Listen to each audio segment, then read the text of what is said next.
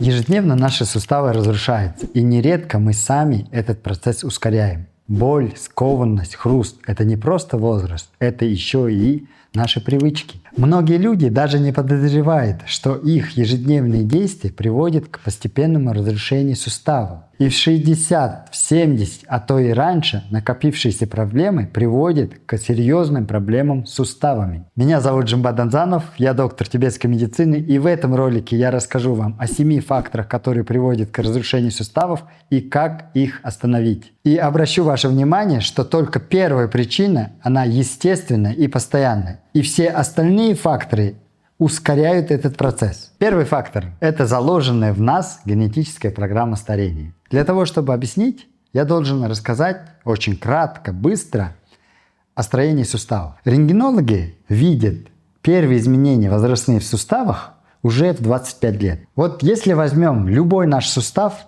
это шарнирная конструкция, который состоит из 2 или более суставных поверхностей. И он двигается по-разному, да? Имеет суставную капсулу и суставную полость внутри. Суставные поверхности представлены гиалиновым хрящом.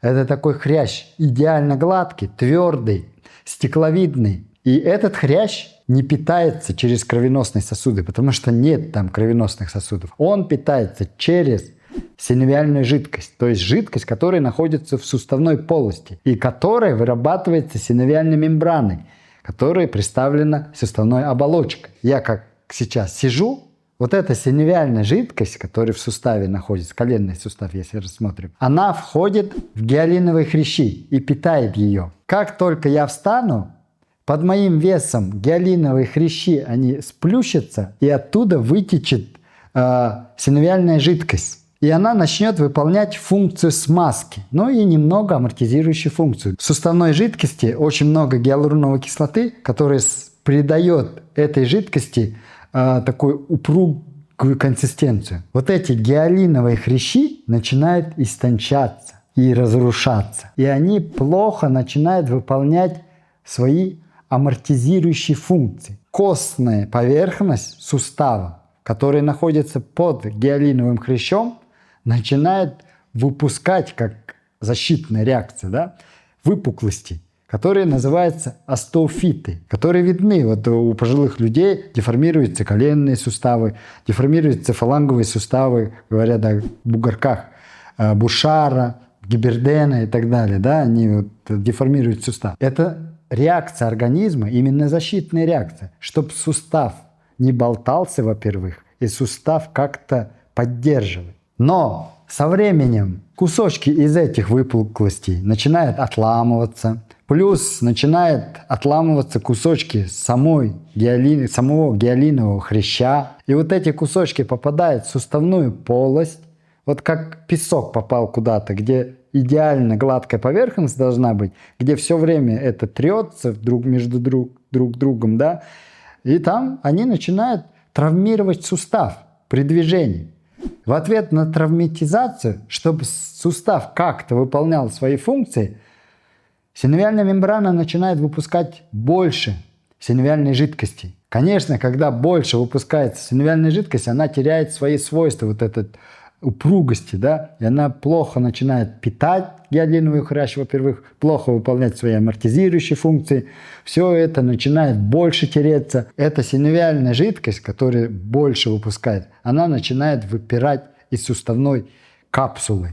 То есть отек возникает. И постепенно все это дальше продолжает разрушаться и может разрушиться до того, что гиалиновый хрящ полностью разрушится, он уже не будет таким гладким, стекловидным. И в итоге все это может привести к тому, что вот этот гиалиновый хрящ полностью разрушается, сустав начинает полностью разрушаться, перестает выполнять свои функции, все ткани сустава, приходит к тому моменту, когда нужно менять сустав.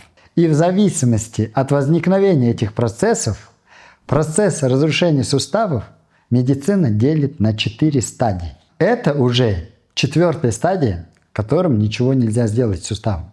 Но есть до этого еще 3 стадии, при которых мы можем помочь. И тибетская медицина, в частности, может помочь. Мой дедушка прожил до 95 лет, и он до 85 точно не жаловался на суставы. Потом он начал жаловаться и говорить о том, что бы я ни делал, видимо, уже суставы настолько себя изжили, что я настолько постарел, что ничего уже не помогает. Но в любом случае он до конца ходил на своих ногах, на своих суставах. И еще здесь нужно отметить, что мой дедушка большую часть своей жизни прожил в очень тяжелых условиях. Бывал в китайской тюрьме, как буддийский лама. Много холода у него было. Болел ревматоидным артритом. Это аутоиммунное заболевание, которое поражает сустав, которую он сам себе вылечил. И несмотря на все эти процессы, он дожил на своих суставах. Второй фактор – это механическая нагрузка. Здесь имеется в виду именно та нагрузка, которая ведет к механической несостоятельности хряща, который приводит к преждевременному разрушению суставов. Первый – это ожирение. Когда у человека излишний вес, и он в попытках похудеть начинает активно ходить даже, бегать, и тем самым он начинает быстрее разрушать свои суставы. Потому что с точки зрения физиологии суставы каждого человека рассчитаны на определенный вес. Например, существует понятие конституции. Люди ветра, желчи, слизи. Вот у людей слизи более прочные суставы. Вот вы можете про конституцию у меня вот здесь в ролике посмотреть. Вторая особенность, которая делает механическую нагрузку разрушительным для наших суставов, это плоскостопие. Плоскостопие – это состояние, при котором у человека стопы не выполняют свою самую главную функцию, то есть амортизирующий. Если человек с плоскостопием начнет много бегать, ходить, даже обходить походы, то вся его осевая компрессионная нагрузка ляжет на суставы. И, конечно, будет быстрее разрушаться его суставы. Следующая особенность – это X-образная или O-образная деформация коленных суставов. При этих деформациях тоже нагрузка распределяется неравномерно в суставах.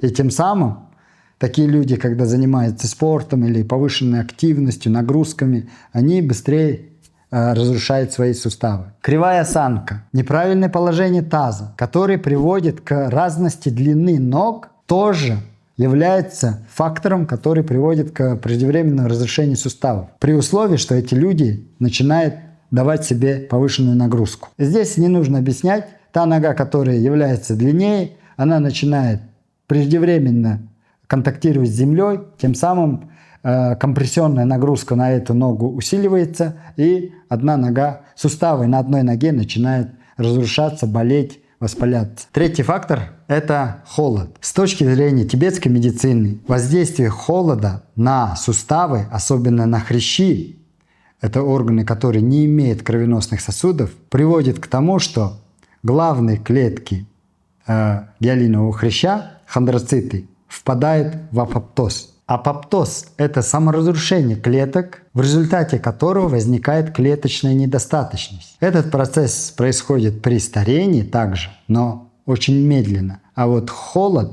именно воздействие холода на суставы, ускоряет этот процесс. И эти клетки, хондроциты, они не могут регенерировать. Четвертый фактор – нарушение обмена веществ и хронические воспаления. Здесь, конечно, мы имеем в виду висцеральное ожирение, при котором жировые клетки начинают окисляться, тем самым привлекают к себе иммунные клетки, и иммунная система, особенно иммунные клетки, которые называются макрофагами. Макрофаги – это такие сторожевые клетки, которые, контактируя с клетками жировой ткани, они начинают выпускать провоспалительные цитокины. И вот эти провоспалительные цитокины, они с током крови попадают в полость сустава. Там они активизируют ферменты, которые называются металлопротеиназы. Металлопротеиназы, в свою очередь, начинают разрушать коллаген второго типа и глюкозаминогликаны. И тем самым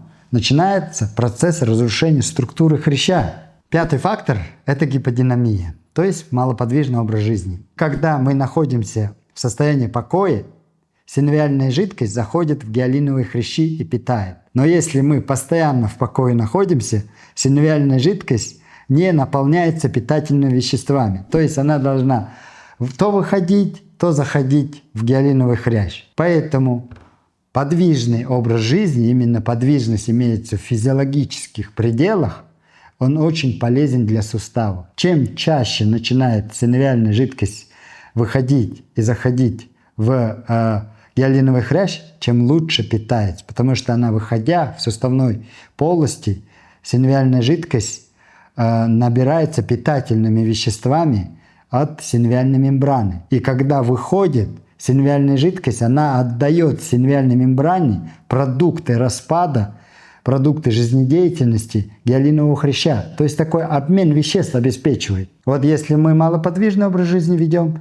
то обменные процессы в суставах у нас замедлены, что в свою очередь приводит к ломкости, к повышенному стиранию, истончению суставных хрящей. Шестой фактор – это слабая мускулатура. Сустав без сильных мышц – это как шаткая конструкция без опоры. Сильные мышцы создают для сустава прочность, то есть удерживает или поддерживает сустав, плюс сильные мышцы снимает определенную нагрузку на суставные хрящи, и сильные мышцы улучшает питание для суставов самих. Вот по бегунам сразу можно понять, человек новичок или профессиональный бегун. Новичок, он бегает на суставах. Давно тренирующийся человек, бегун, он бегает на мышцах и связках. Что я имею в виду, когда говорю, что человек бегает на суставах? У него слабая мускулатура, у него слабые связки, и вся компрессионная нагрузка при беге идет на суставы. Вообще, один из самых важных факторов долголетия наших суставов – это сильные мышцы и связки. Они просто в течение всей нашей продолжительности жизни разгружают наши суставы. Седьмой фактор – это накопление лактата. Лактат по-другому называется молочной кислотой. Лактат накапливается, когда у человека уменьшается количество митохондрий и снижается их функция. Митохондрии – это внутриклеточные органеллы, которые вырабатывают энергии в виде АТФ. И они как раз, митохондрии, они путем переваривания лактата и пирувата вырабатывают энергию. И когда у людей уменьшается количество митохондрий, снижается их функция, начинает накапливаться лактат, который, в свою очередь, с одной стороны, приводит к активации металлопротеиназы, а с другой стороны, накопление лактата приводит к образованию большого количества свободных радикалов. Свободные радикалы – это реактивные соединения азота и кислорода, которые разрушительно воздействуют на сами клетки, на мембраны, на клеточные органеллы и так далее, на все. И разрушает клетки, и в том числе клетки суставов. И вот 7 факторов, о которых я вам рассказал.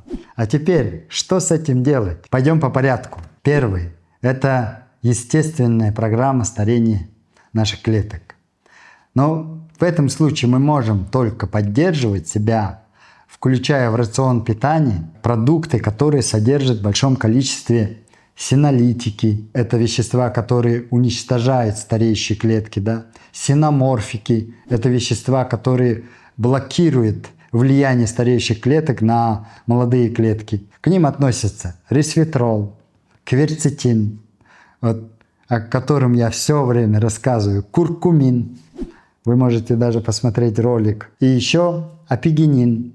Кстати, мой дедушка все время принимал куркумин. И куркуму он принимал, я вам рассказывал, как чайную ложку куркумы брал, щепотку черного перца, все это смешивал водой и пил. И этот напиток он пил именно для здоровья своих суставов. Потом я, конечно, понял, что есть эти вещества в виде БАДов, куркумин-комплекс, куркумин уже приготовленный в готовом виде с биоперином или пеперином, который можно просто принимать в виде капсул в течение дня.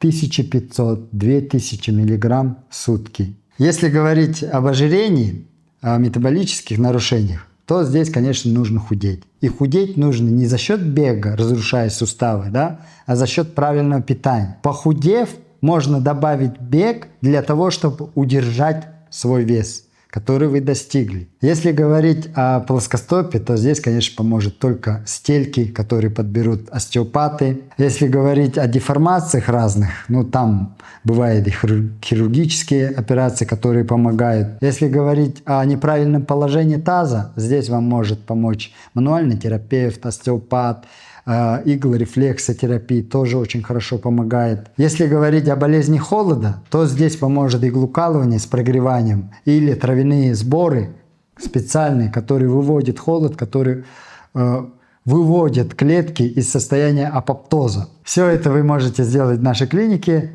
Для записи ссылка в описании. Если причина разрушения суставов в хронических воспалениях, то нужно выявлять воспаление и устранять эти процессы. Но, как я рассказал, если это висцеральное ожирение, то, конечно, избавляться от висцерального жира. А если у вас слабая мускулатура, то, конечно, с этим нужно работать, тренировать свои мышцы, связки. Без этого никак, потому что это база. Для того, чтобы натренировать свои мышцы, чтобы бегать, то это определенные тренировки. Они очень нудные, они очень кропотливые, малоамплитудные движения, но на огромное количество повторений. Но это надо делать, если вы хотите иметь здоровые суставы. Вообще, я считаю, что здоровых ног без хороших, сильных мышц не существует. Если вы хотите ходить на своих суставах, на своих ногах до конца своей жизни, то посмотрите мой ролик про ноги. Я там все это рассказываю. А если вы по утрам встаете и чувствуете заложенность во всем теле, то есть все болит, все нужно расходиться, как будто все застыло, то, возможно, у вас накапливается и увеличивается количество лактата. А точнее определить, повышен ли у вас лактат, для этого существуют различные тесты на лактат. Вы можете его провести и определить у себя количество лактата. А если повышено, то вам опять же необходимо увеличивать количество и улучшать функции своих митохондрий. Это достигается только физическими нагрузками. Что бы мы ни думали, чтобы иметь здоровые суставы, нам нужны физические нагрузки в пределах физиологической нормы. Это ходьба, легкий бег, зарядка, гимнастика, даже легкие силовые упражнения со своим весом и суставная гимнастика. Необходимо для того, чтобы замедлить процесс разрушения наших суставов.